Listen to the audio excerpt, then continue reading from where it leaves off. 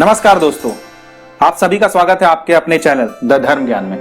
दोस्तों, महाभारत के प्रमुख पात्र धृतराष्ट्र को तो आप सभी जानते होंगे। धृतराष्ट्र आंखों से ही नहीं, मन तथा बुद्धि से भी अंधे थे। उन्होंने अपने जीवन में वैसे तो कई पाप किए, परंतु यहाँ मैं उनके द्वारा किए गए 5 पापों के बारे में आपको बताऊंगा। पूर्व जन्म का पाप। पूर्व जन्म में किए गए पाप के कारण ही धृतराष्ट्र जन्म से ही अंधे थे और उनके सभी पुत्र मारे गए। अपने पूर्व जन्म में धृतराष्ट्र एक बहुत ही निर्दयी तथा क्रूर राजा थे।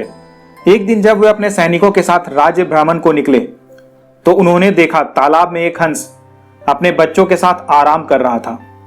उन्होंने सैनिकों को तुरंत आदेश दिया कि उस हंस की आंखें निकाल ली जाए और उसके सभी बच्चों को मार दिया जाए।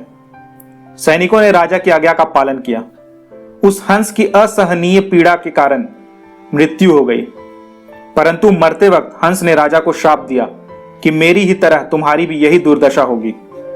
इसी श्राप के कारण अगले जन्म में धृतराष्ट्र अंधे पैदा हुए तथा उनके पुत्र उसी तरह मृत्यु को प्राप्त हुए जिस तरह उस हंस के। गांधारी के कुल की हत्या। भीष्म ने धृतराष्ट्र का विवाह गांधार की राजकुमारी गांधारी से तय कर दिया।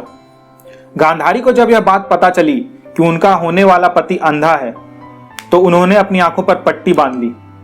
गांधारी के जन्म के बाद ज्योतिषियों ने गांधारी के पिता को सलाह दी थी कि गांधारी के पहले विवाह पर संकट है। ज्योतिषियों के कहने पर गांधारी का विवाह एक बकरे से करवाया गया था। बाद में उस बकरे की बलि दे दी गई।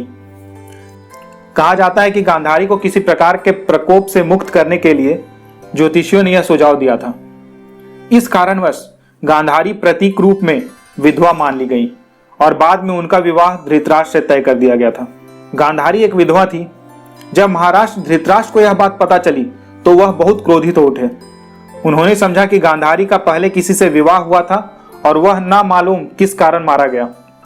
धृतराष्ट्र के मन में इसको लेकर बहुत दुख उत्पन्न हुआ और उन्होंने इसका दोषी गांधारी के पिता राजा सुबाल को माना। धृतराष्ट्र ने गांधारी के पिता राजा सुबाल को पूरे परिवार समेत कारागार में डाल दिया। कारागार में धृतराष्ट्र ने राजा सुबाल और उनके परिवार पर बहुत यातनाएं की। उस संपूर्ण परिवार को खाने के लिए मात्र एक व्यक्ति का भोजन दिया जाता था। यह पूरे परिवार को भूखे मार देने की साजिश थी। राजा सुबाल ने यह निर्णय लिया कि यह भोजन केवल उनके सबसे छोटे पुत्र शकुनी को ही दिया जाए ताकि उनके परिवार में से कोई तो जीवित बच सके। यह भी कहा जाता है कि विवाह के बाद गांधारी के साथ उनका भाई शकुनी हस्तिनापुर आया था और वो यहीं रह गया था। दासी के साथ सहवास। धृतराष्ट्र और गांधारी के 99 पुत्र और एक पुत्री थी। गांधारी ने वेदव्यास से पुत्रवती होने का वरदान प्राप्त किया था। इस वरदान के कारण ही गांधारी को 99 पुत्र और एक पुत्री मिली थी। गांधारी जब गर्भवती थी तब धृतराष्ट्र ने एक दासी के साथ सहवास किया, जिसके चलते युयुत्सु नामक पुत्र का जन्म हुआ। इस तरह कौरव 100 हो गए। पुत्रमोह। पुत्रमोह में धृतराष्ट्र पांडवों के साथ अन्याय करते रहे, लेकिन राजा और राज सिंहासन के प्रति निष्ठा के चलते भीष्म उनके साथ बने रहे। धृतराष्ट्र ने अपने पुत्र मोह में सारे वंश और देश का सर्वनाश कर दिया। धृतराष्ट्र चाहते तो वे अपने पुत्र के हठ और अपराध पर लगाम लगा सकते थे, लेकिन उन्होंने ऐसा कुछ नहीं किया और दुर्योधन को गलती करने की छूट दे दी। पांडवों के साथ हुए अन्याय के चलते ही महाभारत युद्ध हुआ। राज सिंहासन पर बैठे धृतराष्ट्र यदि न्याय करता होते तो यह युद्ध टाला जा सकता था। विदुर ने कई बार धृतराष्ट्र को नीति और अनीति के बारे में बताया, लेकिन धृतराष्ट्र ने जानबूझकर विदुर की बातों को नजरअंदाज किया। चीरहरण के समय धृतराष्ट्र का चुप रहना।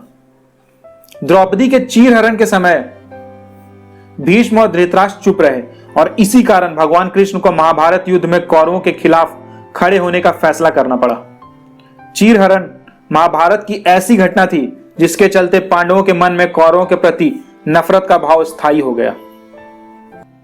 दोस्तों, यदि आपको इस चैनल पर दी गई जानकारी पसंद आती है तो सब्सक्राइब अवश्य करें तथा यदि आप किसी पात्र के बारे में अधिक जानकारी चाहते हैं तो हमें कमेंट करके अवश्य बताएं।